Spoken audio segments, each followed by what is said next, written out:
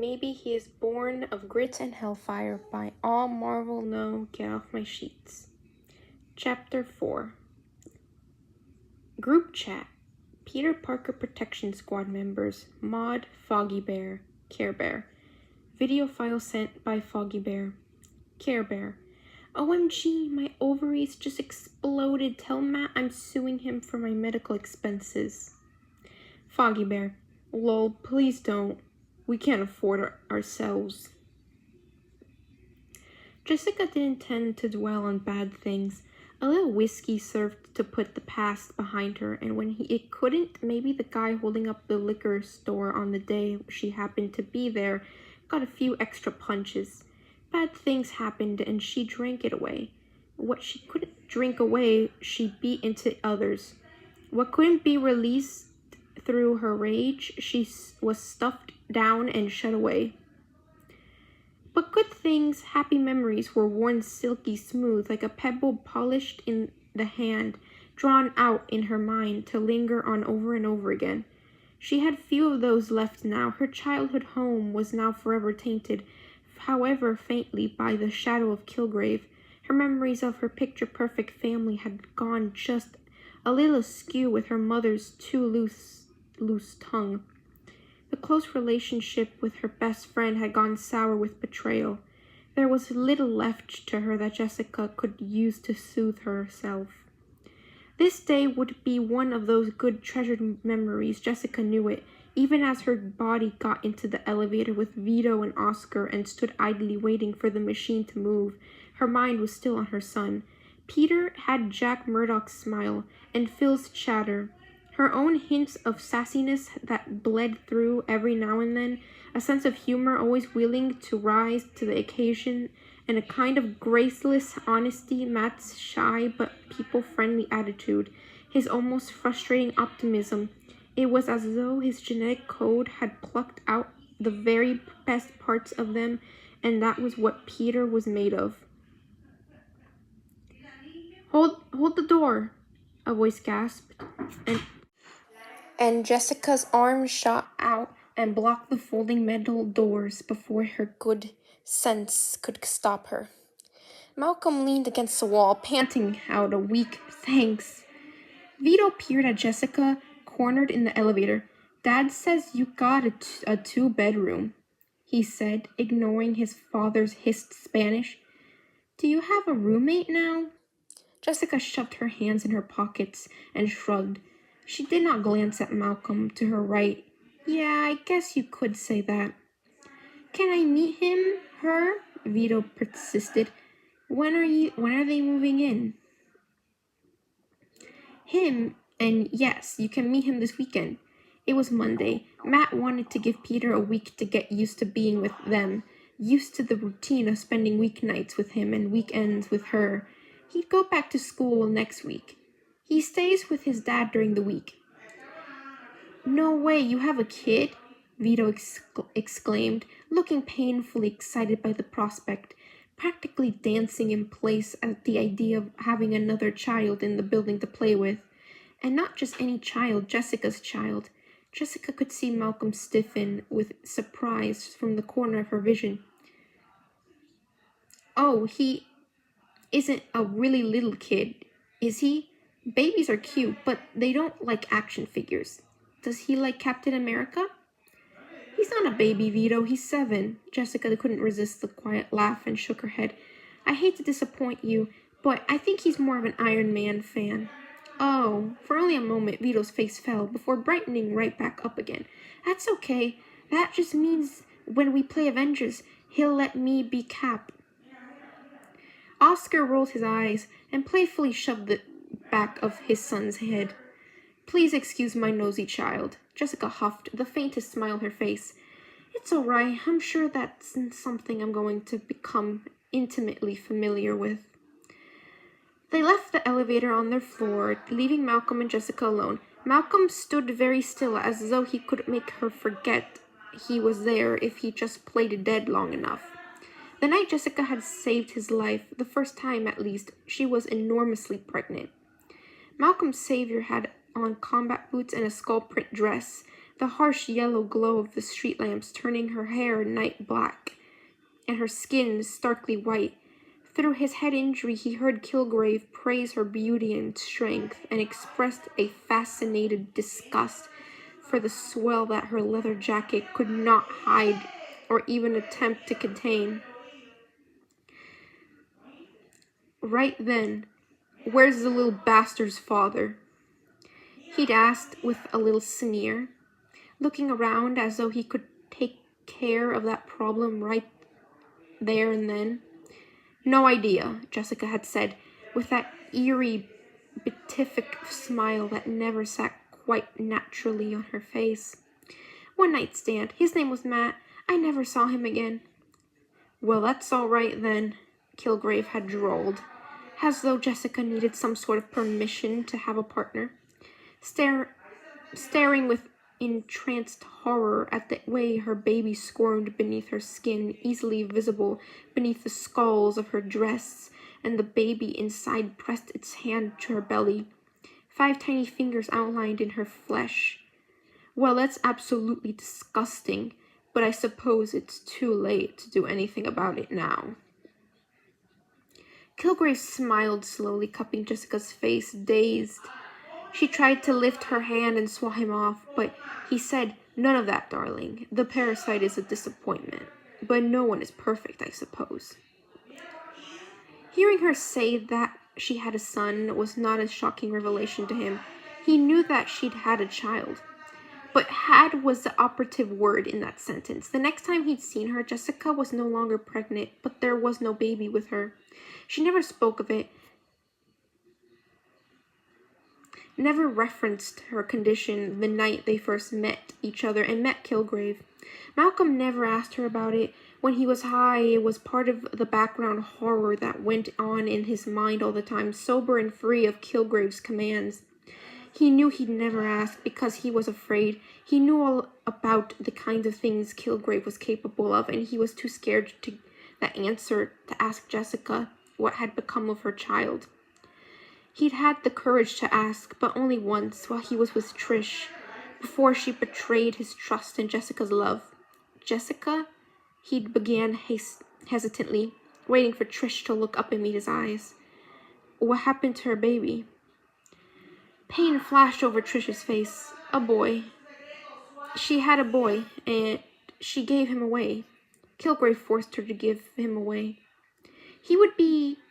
He is 3 years old now." Restlessly tugging on the end of her ponytail, she looked away and said, "Don't ask her about him. There's no way to bring up the subject without her getting angry at you. Believe me, I've tried." They left the elevator, and as he unlocked his front door very quietly, Malcolm said, "Congratulations, Jess." She didn't turn to look at him, but she also sounded subtly pleased, hand stilling on the brass handle. "Thanks." He decided to risk a question now that Jessica had her son back. Your boy, what's his name?" She paused, already halfway into her apartment. "Peter. My son's name is Peter." She looked over her shoulder to catch Malcolm's eye. "And if you tell Trish that I have him, I'll make you wish you'd never heard it." And then she closed the door in his face, and Malcolm was left standing there staring at the wood. "I wouldn't do that," he whispered to the empty hallway. "I'd never do that to you." Behind the door, Jessica sighed and shook her head. Whatever anger Malcolm had inspired in her had died years ago. But so had her trust in him, however small that had seemed, and that was much less easy to resurrect than her anger. But nowadays Jessica had more important concerns. Filled with nerves, Jessica walked to the liquor cabinet and pulled out a bottle. It wasn't the bottom shelf booze she had stashed in the office, but it wasn't anything too extravagant. She forced herself to get a glass, to use ice, to put the bottle back, to drink it slowly like a civilized human being rather than a desperate wino who wanted to find out how quickly she can black out. She'd been to an addiction counselor, gotten some tips for managing the physical symptoms of alcoholism. She knew the psychological shit. She drank because she didn't want to deal with her broken fucking life. Jessica made a promise to Peter 6 years ago when she watched another woman push her son down the sidewalk in a stroller, a happy, healthy baby boy with a big smile and rosy cheeks. She promised herself that she would never let any of her problems touch Peter, and Jessica kept that promise by completely removing herself from any part of his life. Matt, to her relief, had agreed with her when he'd uncovered her most dearly kept secret, the secret that rightfully was his, too. But removing themselves from the equation was no longer an option for them. The drinking was one of those problems, but she'd made a promise to him, and that meant she needed to get a handle on it. When you went into a pig pen, you ended up covered in shit. Jessica was already covered in it, and the only thing she could do as a parent was try to make sure it didn't end up on him too. Even now, sitting on her couch in the apartment she finished moving into just 3 days ago, Jessica thought she might be dreaming, that she had hallucinated eating ice cream in Central Park, holding onto her son's hand, tickling him on a train ride, hugging him goodbye. But no. The wrenching pain of saying goodbye, that was too vivid for this to be a dream. The pain was a sharp strike of reality in the middle of the haze of joy the rest of the day had been. Did she hug him too hard? Jessica felt like she probably hugged him too hard. An emotional reaction was the fastest way for her to lose control of her strength. But she wasn't used to the trigger being anything but rage, or more rarely panic. What if she had hurt him? No, Jessica was certain she hadn't. Peter hadn't made a scared or hurt sound, and a 7-year-old didn't know how to hide reactions like that yet. In the future, she knew she would have to control herself better, avoid holding on to him so tightly. He was just a little boy, and she was something between a hero and a monster. She'd finished her drink, actually taken the time to eat a real meal, and was about to take a shower and call it a night when her phone chimed at her. Nelson, not an asshole. 10:15 p.m. Multimedia message received. Jessica was expecting Matt to call her after Peter went to bed, tell her how he was settling in. She wasn't expecting a text from Nelson. Curious, she swiped the phone open and sat open-mouthed. Thou in me dwelling, and I with thee one. Riches I heed not, nor man's empty praise, thou my inheritance now and always. His voice was tinny through a speaker, but calm and even. On Matt's rust-colored sofa, Peter was draped over his chest, fingers hanging on hard to his shirt. Slowly, Matt rocked him back and forth, cradling his head like a newborn baby, his other hand stroking his back. Well, hell, his dad instincts were maybe 6 years behind schedule, but Jessica couldn't blame him for that. Thou and thou only, first in my heart, high King of heaven, my treasure thou art. Jessica cried silently, rubbing a hand over her eyes even though it didn't stop the tears from coming or dry her face. This hurt too, but Jessica knew just about every way a person could feel pain, and it was a clean, satisfying pain. One that she could live with and breathe through. It was love, sharp and ruthless. High King of heaven, my victory won. May I reach heaven's joys, O bright heaven's sun. Heart of my own heart, whatever befall, still be my vision, O ruler of all. Her son slept so innocently in his father's arms, and Matt pressed his mouth to his dark hair. Before the video ended, Jessica's thumb found the replay button, and Peter's lullaby began again. It was love, and never before had pain been so welcome. Jessica had no idea how she got to sleep. She wouldn't let herself use whiskey as a sleep aid anymore, and she was so excited to get up and see Peter that it was a miracle she got any rest at all. Still, she was awake before sunrise and venturing out in the city for breakfast. Since it wasn't even 7 a.m. yet, Jessica opened Matt's apartment door with one hand, balancing the pastry box and coffees with the other.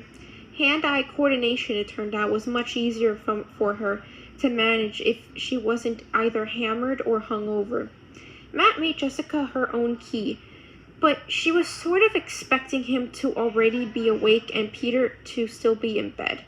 As a kid, all she wanted to do was stay in bed. Instead, as she silently closed the front door behind her, she paused as she heard a tiny voice speaking. The height of its direction, hinting that Peter was seated at the breakfast bar in the kitchen. Stars and everything, Ned. Oh, she smirked to herself. Peter was talking to his little friend, FaceTiming him. If the loud, teeny voice on the other end was any indication. What about your parents, man? I want to hear about them too. Are they nice? Ned's voice lowered. Are they mean to you? Jessica froze. How the hell was Matt not awake yet? She was certain her heartbeat was probably clanging like an alarm bell.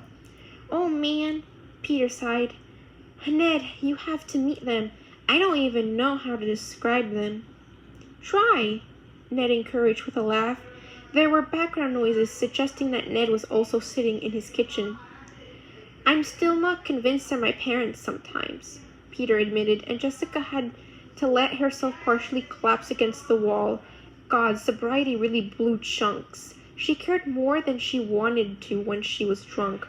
Sober, it was agonizing. I really, really want you to meet them. They do not look like they could be my parents, Ned. I'm not sure anyone's parents look like them. Matt looks like he could be Batman, but cooler, and Jess, I don't know. Man, I think my mom might be America's attempt to make a Black Widow. Wow, Jessica thought, stunned. That's uncomfortably close to the truth.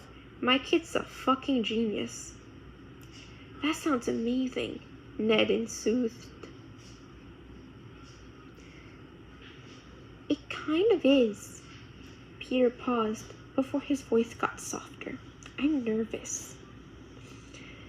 Ned's voice got quieter too. I know, but they're your real parents, right? Not like the foster homes? I know, and that's good, but now it matters, right? If they don't like me, I don't get a do-over, he said anxiously. Not this time. That's not even possible, Jessica thought, unaware that Matt was lying in bed, thinking never gonna happen. I don't think they'd be getting you back if they didn't like you, Ned said firmly. Jessica already liked this kid. And anyone awake yet? She called. I'll eat these myself, Peter whispered. Oh my God, she's here, excited Ned hissed. Don't hang up, I want to see her. Good morning, Jess, Peter stuttered. Jess gave him one of those brief, beautiful smiles and set the pastry box and drinks on the counter. An early riser, I see. She ruffled his hair lightly. Well, you don't get that from me. Or your terrible poker face. That's all your dad's fault. At least I'll always know when you're trying to pull one over on me.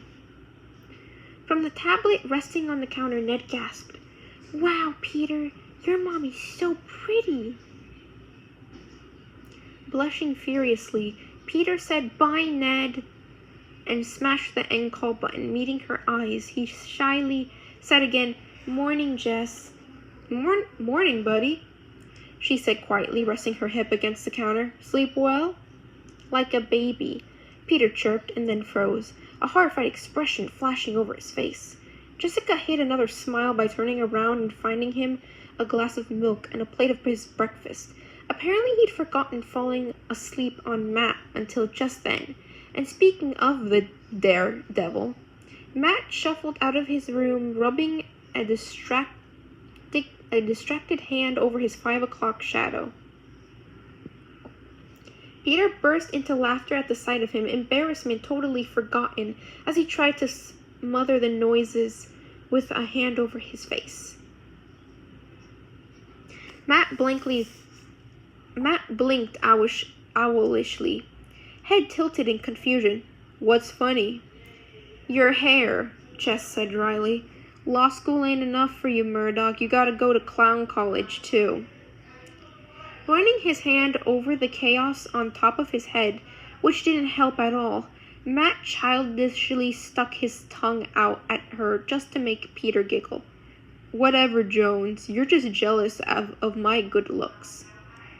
Crossing her arms over her chest and smirking, Jess said, You literally don't know what either of us look like, Matt. I could be the Marilyn Monroe of the modern world and you'd never know. You could look like," she internally searched for a reference Matt might remember. "Like Pee Wee Herman for all you know." She gave Peter a wink, and he tried to smother another laugh. It seemed mean to tease Matt for something he couldn't see, but Jess didn't say it in a mean way. She said it like Matt was in on the joke. If they were not in the room with a minor, Matt probably would have countered that by arguing that Jessica would never fuck Pee Wee Herman, no matter how wasted she was. But Jessica was trying hard to keep her language kid-friendly, and he wasn't going to be the one to destroy that. Instead, he put on his most pathetic hang-dog expression and turned his face in Peter's direction. "Peter, don't lie to me. Do I look like Pee Wee Herman?" Peter giggled again. "No, Jess is kidding." "No, but apparently I look like Batman, but cooler," Matt thought gleefully, whatever the hell that means. With his usual degree of eerie accuracy, he reached over in a half-hug, gently cuffing the side of Peter's head. That's my boy." Oh, that was maybe not so good. Peter's heart slammed forward so hard that Matt nearly flinched.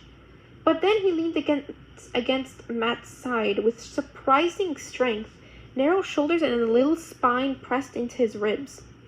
Peter's face must have shown something because Jessica dug through the fridge so that he couldn't see her lips moving. "Jesus, Murdoch, don't give him a heart attack," out loud she said. "Matt, milk or coffee?" The look he gave her was so appalled even Jessica laughed. "All right, cool it, Murdoch. Don't send a hit squad." "What's that?" Peter asked as Jess took a big, heavy-looking leather book from the bag she'd brought with her. "Well, it's sort of a welcome home present," she said finally, straightening to run a restless hand through her black hair. Jessica worked with evidence, proof, and photos were just that. Creating the album had been a challenge because even though her interest in photography had started young, she'd never been comfortable being photographed herself. "Do you want to take a look?" "Yes." Peter climbed onto the couch beside her, nearly in her lap. Matt quietly left the room to shower and get dressed, but also to give her some time alone with him. Jess opened the album with a crack of binding. "So this side is your Grandma Elisa and Grandpa Brian. There's Phil. Look, he's even talking in the picture. And this side is your Grandpa Jack and Grandma Maggie. See that little baby in Jack's arms? That's Matt." Peter seemed to drink in each image, soaking them in like a thirsty sponge, taking in every tiny detail.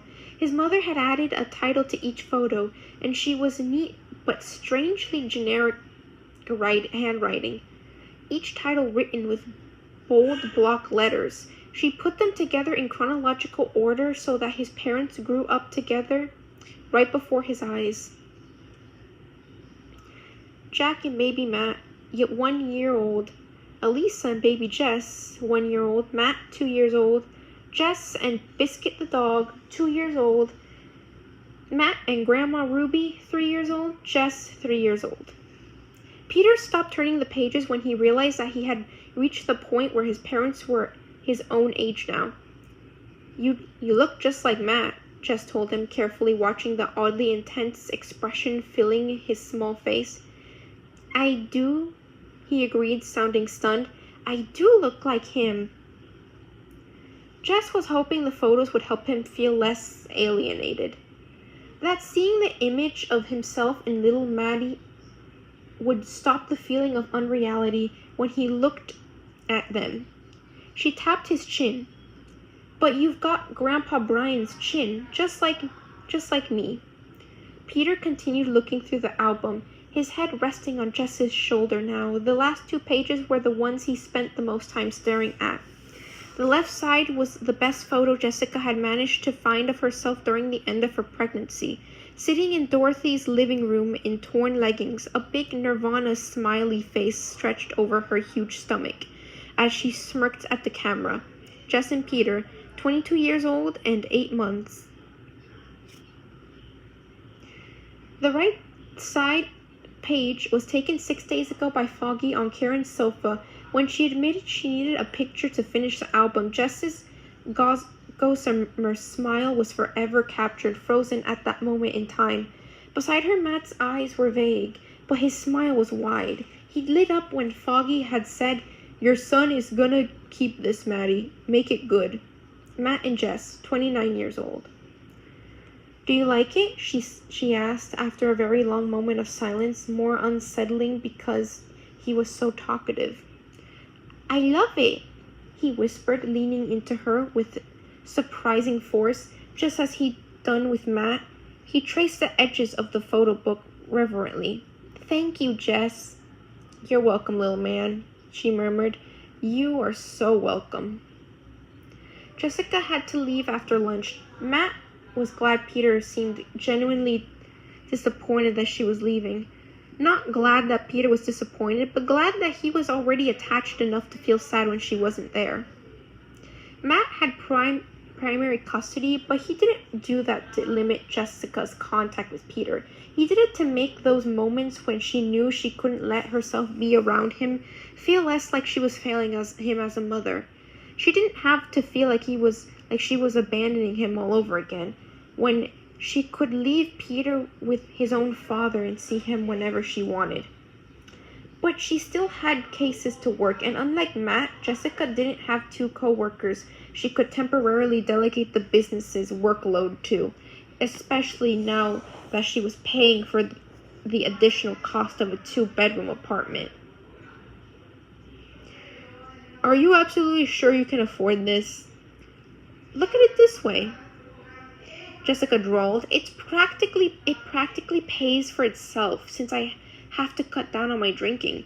Don't worry, Murdoch, I'm not gonna go broke. I just can't afford to take the time off.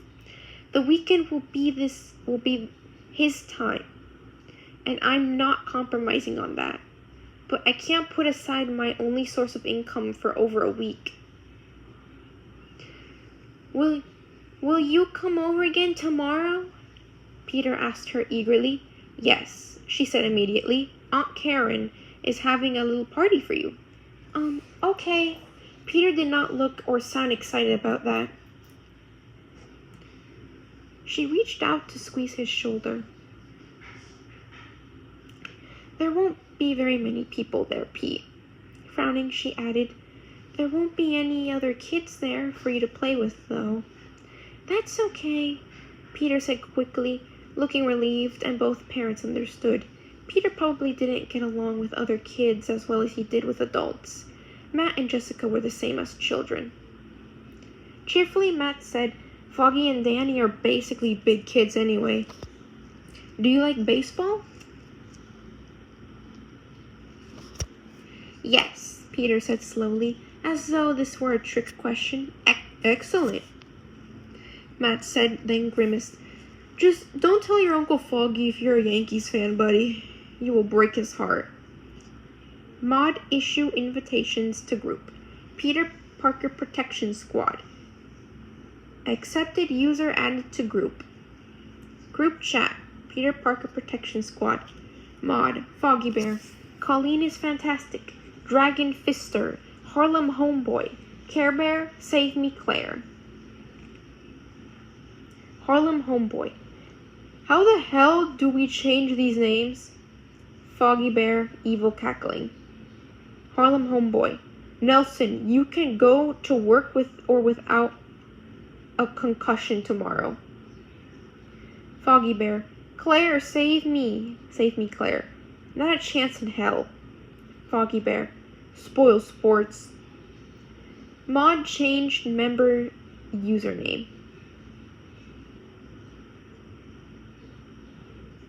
Mr. Cage. This just makes me sound like a Bond villain. Dragon Fister. I think it's cool. Hi, Foggy. Why does Karen keep sending the heart eye emojis? Like, I think that's 40 of them. Colleen is fantastic. Is Karen having an aneurysm or something? Foggy Bear. Oh, buddy, I have a treat for you. You are about to witness something so cute that mortal eyeballs turn to actual hearts. Care Bear. Raffle, LMAO, Matt is gonna kill you. Foggy Bear. I died for a good cause. Care Bear. I remember you, my dear comrade. Godspeed. Video file submitted by Foggy Bear. Colleen is fantastic. He's so good with him. Dragon Fister. Matt's already a great dad. Their little boy is so cute. Mr. Cage. As usual, Karen is right. Hard eyes emoji. Hard eyes emoji. Save me, Claire. Oh my god, we get to keep him, right? Nobody will show up and ask for him back. Because I would die. I can't even imagine how Matt and Jessica would feel. Foggy Bear. No, what kind of shitty lawyer do you think I am? Care Bear. A free one? Foggy Bear. You're fired, Karen. Care Bear. My name's on the plaque now, sucker. End of chapter.